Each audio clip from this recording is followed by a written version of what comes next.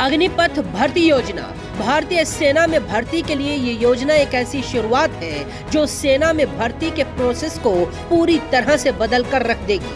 अब तक सेना में जो भर्तियां होती थी वो एक लंबे समय के लिए होती थी। हालांकि कुछ विभागों में कम समय के लिए लोग जरूर रखे जाते थे, लेकिन अब सिक्योरिटी फोर्सेस के खर्च और एज प्रोफाइल को कम करने की दिशा में सरकार ने अग्निपथ एंट्री स्कीम की शुरुआत की है। इस योजना के तहत सेना में शामिल होने वाले युवाओं को अग्निवीर कहा जाएगा। ये स्कीम क्या है और इसके तहत सेना में कैसे भर्ती किया जाएगा, चलिए समझाते हैं।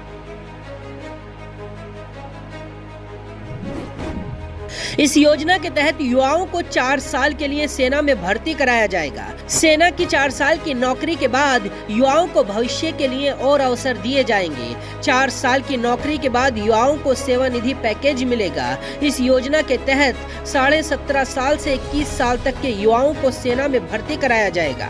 शुरुआत में ट्रेनिंग के लिए 10 हफ्तों से लेकर 6 महीने तक का वक्त दिया जाएगा। इसके बाद सेना में अलग अलग काम करने के लिए उन्हें तैनात किया जाएगा। अग्निपथ योजना के तहत सेना में 10वीं और 12वीं के छात्र भी अप्लाई कर सकेंगे। अग्निपथ योजना के पहले फेज में करीब 45,000 नौजवानों की भर्ती की जाएगी।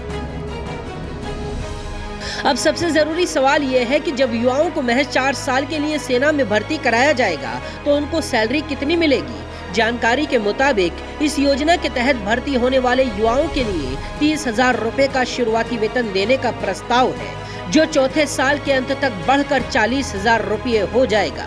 सेवानिधि योजना के तहत इस वेतन का 30% हिस्सा सेविंग्स के रूप में रखा जाएगा।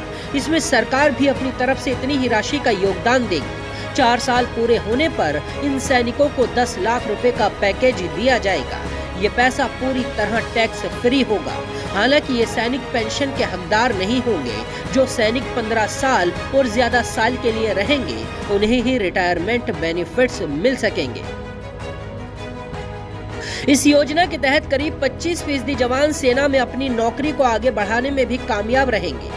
ये उनकी काबिलियत के आधार पर तय किया जाएगा और ये तभी संभव होगा जब उस वक्त सेना में भर्तियां निकली हो।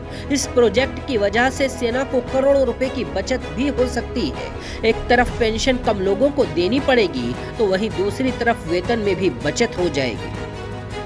बाकी खबरों के लिए देखते रहिए जनसत्ता।